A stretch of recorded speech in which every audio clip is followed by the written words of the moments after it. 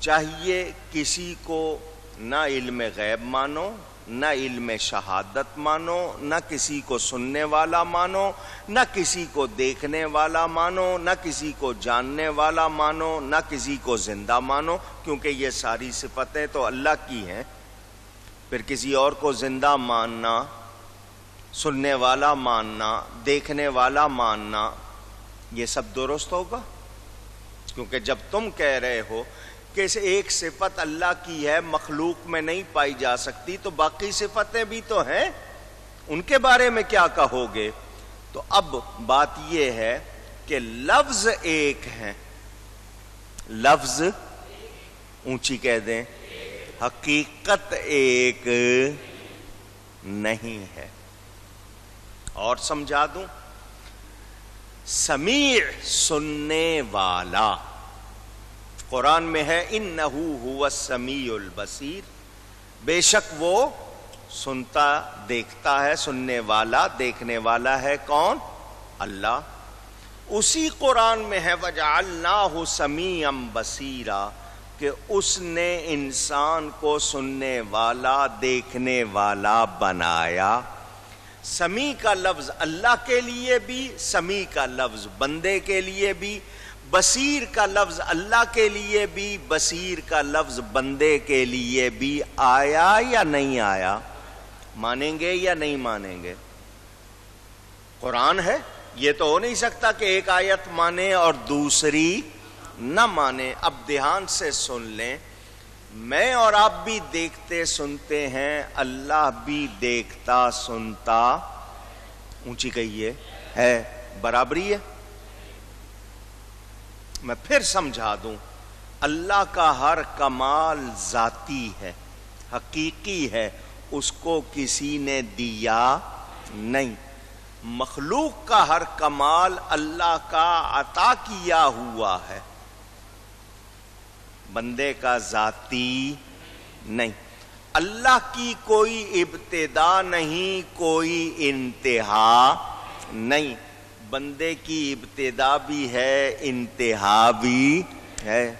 اللہ کے لیے کوئی حد نہیں، بندے کے لیے حد ہے۔ اللہ کی کوئی خوبی فنا کے قابل نہیں، بندے کی خوبی قابل فنا ہے۔ کتنے فرق ہو گئے؟ جب اتنے فرق ہو جائیں تو پھر برابری رہتی نہیں۔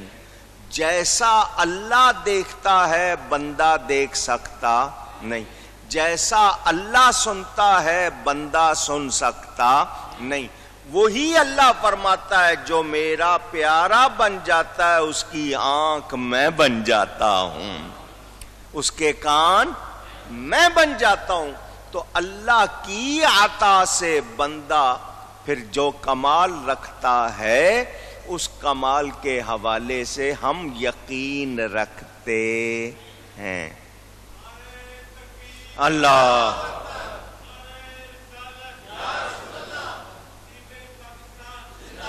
آپ کے لیے اگر لفظ مشکل نہ ہو تو میں کہہ دوں، اللہ کی تمام صفات ذاتی ہیں، مخلوق کی عطائی ہیں۔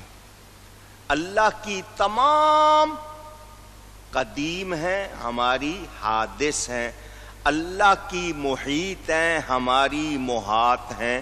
یہی بات علم غیب میں بھی ہے۔ اب میں آپ کے سامنے آتا ہوں، دھیان دیں۔ اللہ کا نام ہے العلی۔ علی کس کا نام ہے؟ اللہ کا۔ کہیے کس کا نام ہے؟ علی العظیم پڑھتے ہیں یا نہیں پڑھتے؟ تو علی کس کا نام ہے؟ اور حضرت علی کا نام بھی علی ہے۔ حضرت علی کا نام بھی، کیا دونوں میں برابری ہو گئی؟ اونچی، فرق ہے یا نہیں؟ اور یہ فرق میں آپ کو کتنی مرتبہ سنا چکا ہوں، آج پھر سناتا ہوں۔ مولانا روم رحمت اللہ علیہ فرماتے ہیں، مٹی سے ہی بنے ہیں بندے سارے۔ کس سے بنے؟ مگر سب ایک جیسے۔ آپ لوگ کیا عالم اور جاہل کو برابر سمجھتے ہیں؟ بھئی سپریم کورٹ کا جج اور وہاں پر دروازے پہ بیٹھا ہوا چپڑاسی ایک جیسے برابر ہیں؟ آپ فرق کرتے ہیں. ایک شخص جنرل مینیجر ہے، ایک کلرک ہے، آپ برابری کرتے ہیں؟ فرق ہے نا، کسی کا درجہ، کسی کا مرتبہ، علم حوالے سے آپ مختلف، فرق برابری نہیں ہے. لیکن میں سمجھا دوں، مولانا روم فرماتے ہیں دو مکھیاں آئیں باغ میں، پھولوں پر بیٹھی، رس چوسا، ایک مکھی کے پیٹ میں جا کے شہد بن گیا، دوسری کے اندر جا کر زہر بن گیا. دیکھنے میں مکھیاں دونوں ایک جیسی ہیں، ایک شہد کی مکھی ہے اور دوسری بھیڑ ہے، دیکھنے میں ایک جیسی ہیں، سائز بھی کوئی فرق نہیں. ایک میں جا کر شہد بنا، دوسری میں جا کر زہر بنا. دونوں مکھیاں ہیں، باغ میں آئی ہیں، پھولوں کا رس چوسا ہے، ہیں دونوں ایک جیسی، مگر حقیقت ایک جیسی. اونچی کہیے گا. اسی طرح کہتے ہیں زمین سے نکلا گنا بھی، زمین سے نکلا بانس بھی، جس کو بمبو کہتے ہیں. اب دونوں کی شکل ایک جیسی ہے، ایک خالی ہے، دوسرے میں میٹھا رس ہے، اس سے آپ کیا کیا بناتے ہیں. شکلیں ایک جیسی، ایک زمین سے نکلی، دونوں کی حقیقت ایک جیسی نہیں. شیر اور شیر لکھنے میں ایک جیسا. شیر درندے کو کہتے ہیں، شیر دودھ کو کہتے ہیں. دودھ کو آپ کھا پی جاتے ہیں، شیر آپ کو کھا پی جاتا ہے. لکھنے میں ایک جیسے، حقیقت ایک نہیں. وہ کہتے ہیں ابو جہل بھی آدمی ہے، مصطفیٰ بھی آدمی ہے، مگر فرق ابو جہل کھاتا ہے، اس کے اندر جا کر وہ نجاست بن جاتی ہے. مصطفیٰ کھاتے ہیں، ان کے اندر جا کر وہ اللہ کا نور بن جاتا ہے. اللہ اکبر. کار پاکا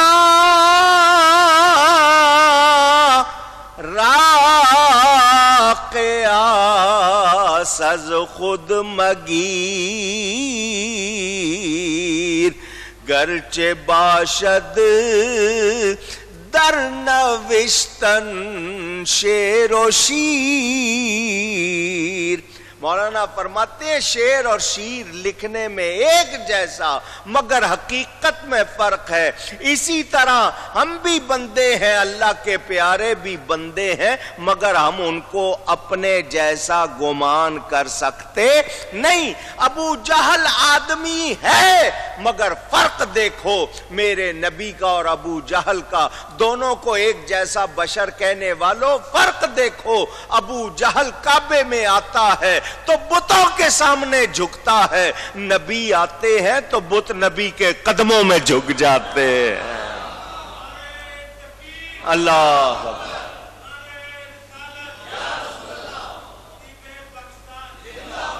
سمجھ آ رہی ہے بات؟ ایک جیسا معاملہ نہیں ہے. میں نے آپ سے کہا نا میں مثالیں دینے پہ آؤں تو بہت ساری مثالیں، یہ تو صرف سمجھنے کے لیے آپ کو تھوڑی سی بات بتائی ہے. میں اور آپ سو کے اٹھتے ہیں، اکثر لوگوں کو ننگے سر سونے کی عادت ہوتی ہے. کپڑا پہن کے سوئیں تو آپ کو نزلہ نہیں ہوتا، بھلے باریک سی ٹوپی پہن لی، سر ڈھانک کے سوئیں تو نزلے سے بچے رہتے ہیں.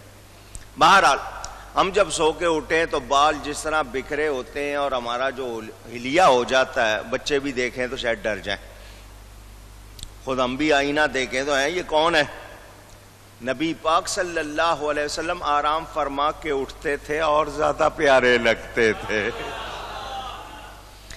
آنکھوں کی بات سمو بصر، 1000 مرتبہ آپ سنتے ہیں. میں سامنے دیکھ رہا ہوں تو پیچھے نہیں دیکھ سکتا، پیچھے مڑ کے دیکھوں سامنے نہیں دیکھ سکوں گا، دائیں دیکھوں تو بائیں نہیں دیکھ سکتا، بائیں دیکھوں تو دائیں نہیں دیکھ سکتا. میرا حال یہ روشنی میں نظر آ رہا ہے، مجھے اندھیرے میں نظر نہیں آئے گا، قریب دیکھ رہا ہوں تو دور نہیں دیکھ سکتا.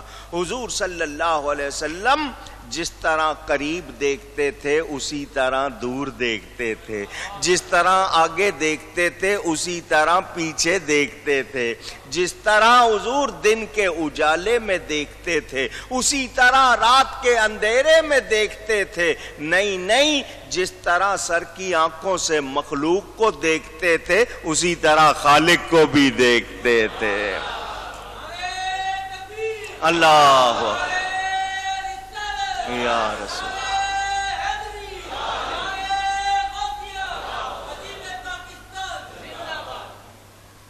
میں نے کتنے واقعات آپ کو سنائے، بخاری شریف میں حدیثیں موجود، حضور صلی اللہ علیہ وسلم نماز پڑھا کے فرماتے ہیں لا یخفی علی رکوعکم ولا خشوعکم، تم کیا سمجھتے ہو میں نماز پڑھاتے ہوئے تمہیں دیکھ نہیں رہا؟ مجھ سے نہ تمہارا رکوع چھپا ہوا ہے نہ تمہارا خشوع چھپا ہوا ہے۔ رکوع ایک حرکت کا نام ہے کہ میں جھک گیا ہوں، کھڑے ہونے کے بعد جھکاؤں، میرا سر اور میری کمر ایک لیول میں آ گئے، اس کو رکوع کہتے ہیں۔ خشوع دل کی ایک کیفیت اور حالت کا نام ہے۔ تو حضور فرما رہے ہیں نہ رکوع چھپا ہوا ہے نہ خشوع، کیا مطلب تم میرے پیچھے کیا کر رہے ہو؟ تمہاری حرکت بھی دیکھ رہا ہوں، تمہارے دل کی حالت کو بھی دیکھ رہا ہوں۔ کسی صحابی نے آگے سے کہا کیسے دیکھ رہے ہیں؟ پوچھ رہا ہوں، اعتراض کیا؟ وہ جانتے تھے کہ یہ دیکھنے میں ہم جیسے ہیں، ان کی حقیقت کو رب کے سوا کوئی جانتا۔ کتنا پیارا واقعہ میں نے آپ کو کتنی مرتبہ سنایا، حدیث شریف ہے ترمذی میں دیگر مقامات پر۔ حضور صلی اللہ علیہ وسلم کے یہ صحابی حضرت حذیفہ اپنی والدہ سے اجازت مانگتے ہیں، اماں جان مجھے اجازت دو کہ میں مغرب کی نماز جا کر نبی پاک صلی اللہ علیہ وسلم کے ساتھ پڑھوں اور تمہارے لیے اور اپنے لیے بخشش کی دعا کرواؤں۔ کتنا پیارا بیٹا ہے، ماں سے اجازت کس بات کی چاہ رہا ہے کہ نبی کے ساتھ نماز پڑھوں اور تمہارے لیے اور اپنے لیے بخشش کی دعا کراؤں۔ ماں نے اجازت دی، یہ آئے مسجد نبوی شریف میں، حضور صلی اللہ علیہ وسلم کے پیچھے مغرب کی نماز ادا کی۔ نماز کے بعد حضور کے پاس کچھ لوگ باتیں کرتے رہے، کچھ حضور پڑھتے رہے، ان کو بات کرنے کا موقع نہیں ملا۔ ہم جیسا ہوتا تو آگے آ جاتا، جی میں آیا ہوں بڑی دور سے، بات کرنی ہے، کوئی کیا کر رہا ہے کیا نہیں کر رہا ہم تو پرواہ نہیں کرتے۔ صحابہ بڑے ادب والے تھے، انہوں نے دیکھا حضور مشغول ہیں تو وہ بیٹھے رہے، یہاں تک کہ عشاء کی اذان ہو گئی۔ حضور صلی اللہ علیہ وسلم نے عشاء کی نماز پڑھائی، انہوں نے عشاء بھی پڑھی، عشاء پڑھا کر حضور گھر تشریف لے گئے، مسجد سے نکلے۔ اس زمانے میں آج سے 1450 سال پہلے لائٹ وغیرہ نہیں تھی، یہ سارے انتظام نہیں تھے۔ وہ کہتے ہیں میں بھی چپکے سے حضور کے پیچھے پیچھے چل پڑا۔ حضور صلی اللہ علیہ وسلم گھر تشریف لے جا رہے تھے، میں بھی پیچھے۔ اب گلی میں اندھیرا ہے، لائٹ نہیں ہے، پکی سڑک نہیں ہے، حضور صلی اللہ علیہ وسلم آگے جا رہے ہیں، میں پیچھے۔ حضور نے فرمایا او میرے پیچھے آنے والے انت حذیفہ، اور میرے پیچھے آنے والے کیا تو حذیفہ ہے؟ ما حاجتک غفر اللہ لک ولامک، اور میرے پیچھے آنے والے کیا تو حذیفہ ہے؟ تیری کیا حاجت ہے اللہ تجھے اور تیری ماں کو بخشے۔ ابھی انہوں نے بیان نہیں کی، حضور نے دل کی بات بتا دی، دل کی بات۔ شاعر کہتا ہے پہلے جھولی میں ڈال دیتے ہیں، پہلے جھولی بھرتے ہیں، پہلے جھولی میں ڈال دیتے ہیں، اس پہ اذن سوال دیتے ہیں۔ جھولی بھر کے فرماتے ہیں مانگ کیا مانگتا ہے؟ وہ اگلا کہتا ہے حضور مانگنے سے پہلے ہی آپ نے جھولی بھر دی ہے۔ حضور صلی اللہ علیہ وسلم رات کے اندھیرے میں بھی اسی طرح اونچی گئی ہے۔ دیکھتے ہیں یہ کس کی عطا ہے؟ اب میں آپ کو ایک بات اور سنا دوں، تفسیر نعیمی میں بھی ہے، دھیان سے سننا، ذرا یاد کر لینا۔ حضرت موسیٰ علیہ السلام نے صفاتی تجلی دیکھی۔ کیا دیکھی؟ صفاتی تجلی۔ اس تجلی کو دیکھنے سے ان کا کیا حال ہو گیا تھا؟ رات کا اندھیرا، دور فاصلے پر سیاہ رنگ کے پتھر پر سیاہ رنگ کی چھوٹی سی چیونٹی چلتی تھی، وہ اس کو دیکھتے بھی تھے، اس کے رینگنے کی آواز بھی سنتے تھے۔ رات کا اندھیرا، پتھر کا رنگ گہرا، چیونٹی کا رنگ بھی گہرا، فاصلے سے اس کو دیکھ بھی لیتے تھے، اس کے رینگنے کی آواز بھی آپ سن سکتے ہیں۔ آپ کے ہاتھ میں رکھ دوں تو آپ کو چیونٹی کی آواز آئے گی؟ پوچھ رہا ہوں، نہیں۔ وہ دور سے دیکھ بھی رہے ہیں، سن بھی رہے ہیں۔ جس نے صرف صفاتی تجلی دیکھی، جس نے صرف صفاتی تجلی دیکھی، تو جب اس کا یہ حال ہے تو جس نے عین ذات کو دیکھا اس کا کیا حال ہوگا؟ یہ صفاتی تجلی دیکھنے والے کا حال، تو جس نے عین ذات کو دیکھا اس کے بارے میں کیا گمان کرو گے؟ کیا کہو گے؟ ان کو نظر نہیں آتا؟ تو جو ایسی بات کرتے ہیں وہ خود کچھ جانتے اونچی۔ آپ کے سامنے آج سائنس ہے، سائنس بہت مانتے ہیں لوگ، کہتے ہیں سائنس کے کمالات، سائنس کی ترقی۔ اس سائنس نے وقت اور فاصلے کو مٹانے کے لیے جو بھی کردار پیش کیا ہے آپ کے سامنے۔ آپ ناشتہ اگر مشرق میں کر رہے ہیں تو دوپہر کا کھانا مغرب میں جا کر کھا لیتے ہیں، اپنے فاصلے پر اتنا کنٹرول، اتنی تیز رفتار سواریاں بنا لی۔ یہ انسان ہے، اس نے انسان نے اپنے جیسے انسان روبوٹ بنا لیے، چلتے ہیں، بولتے ہیں، حرکت کرتے ہیں۔ وہ بات نہیں ہے جو اللہ والی، وہ ہو بھی نہیں سکتی۔ بہرحال سائنس کی ترقی، یہ سائنس والے ایک ہی وقت میں دوسرے ملک سے سینکڑوں نہیں ہزاروں میل کے فاصلے سے آپ کو آواز پہنچاتے ہیں یا نہیں پہنچاتے؟ پوچھ رہا ہوں۔ شکل بھی پہنچاتے ہیں، تصویر بھی پہنچاتے ہیں، حرکت بھی۔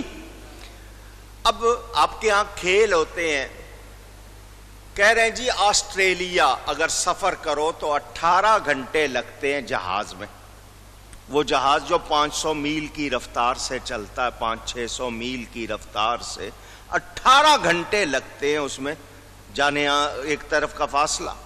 وہاں کی آواز، تصویر، حرکت، وہاں کھیل ہو رہا ہے، اسی وقت یہاں دیکھ رہے ہیں یا نہیں دیکھ رہے؟ پوچھ رہا ہوں، کیوں نہیں فتویٰ لگاتے؟ اعتراض کیوں نہیں کرتے؟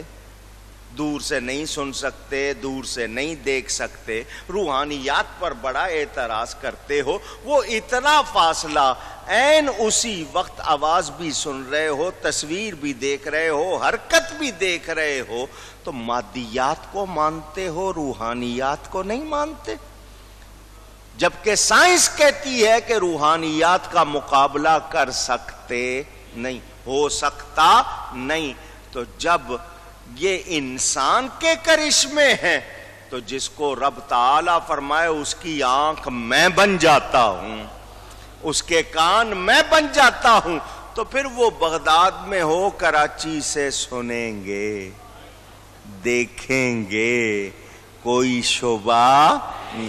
تو علم غیب جو کہتے ہیں اللہ کی صفت ہے، کسی اور میں نہیں ہو سکتی، تو اللہ کی تو اور بھی صفتیں ہیں، پھر وہ کسی اور میں کیوں؟ مثلا اللہ کا ایک نام ہے رحیم۔ کیا نام ہے؟ کیا مانے؟ رحم کرنے والا، مہربان، ٹھیک ہے نا؟ آپ دوسروں کو کیوں کہتے ہیں مجھ پہ رحم کرو؟ صدر صاحب سے رحم کی اپیل، تو رحم کرنے والا کون ہے؟ اونچی، رحم کرنے والا اللہ۔ ارے بھائی رحم کرو، وہ تو دشمن کے رحم و کرم پہ ہیں۔ یہ بولتے ہیں یا نہیں بولتے؟ کیوں بولتے ہو؟ اس وقت فتویٰ کیوں نہیں لگاتے کہ رحم کرنا تو اللہ کی شان ہے، بندے سے کیوں کہہ رہے ہو؟ اس وقت مانو گے کہ بندے کو بھی اللہ نے رحیم بنایا۔ ہمیں کیا حکم ملا ہے؟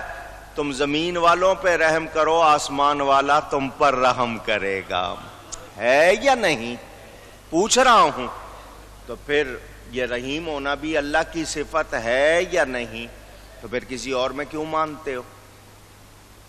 پاک ہونا کس کی صفت ہے؟ آواز لگائیے۔ اپنے آپ کو پاک کیوں کہتے ہو؟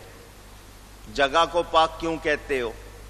آپ تو اپنے ملک کو پاکستان کہتے ہیں، پاک لوگوں کی جگہ۔ مانا کیا بنا؟ پاک لوگوں کی جگہ۔ شیطان جگہ کو کہتے ہیں پاک لوگوں کی جگہ۔ تو آپ اللہ کو بھی پاک کہہ رہے ہیں، اپنے ملک کو بھی پاک کہہ رہے ہیں، اپنے آپ کو بھی پاک کہہ رہے ہیں، تو برابری ہو گئی۔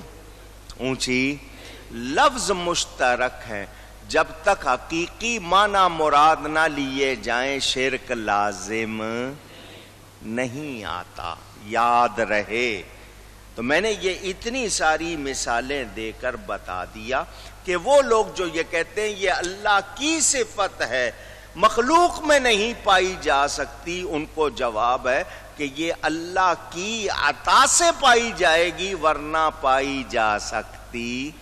جس کو اللہ نہ دے، مثلا کیا بتوں کو اللہ نے آنکھیں دی ہیں؟ اللہ نے ان کو کان دیے ہیں؟ اللہ نے ان کو ہاتھ دیے ہیں؟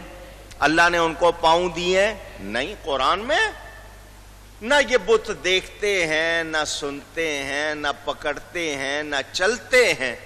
اب لوگ وہ یہ کہیں کہ تم ولیوں کو مانتے ہو، جی ولیوں کے کمالات مانتے ہو، تو وہ مشرک بتوں کے کمال مانتے تھے، تم بت بھی مخلوق ولی بھی مخلوق، انہوں نے اس کے لیے مانے، تم نے ان کے لیے مان لیے، لہذا تم بھی وہی وہ، تم وہ بھی تم جیسے، تم ان جیسے۔ تو جو ایسی بات کرتے ہیں میں ان سے پوچھنا چاہتا ہوں، اللہ نے بتوں کو کان نہیں دیے، آنکھیں نہیں دی، ہاتھ نہیں دیے، پاؤں نہیں دیے، ان کو کمال نہیں دیے، اپنے ولیوں کو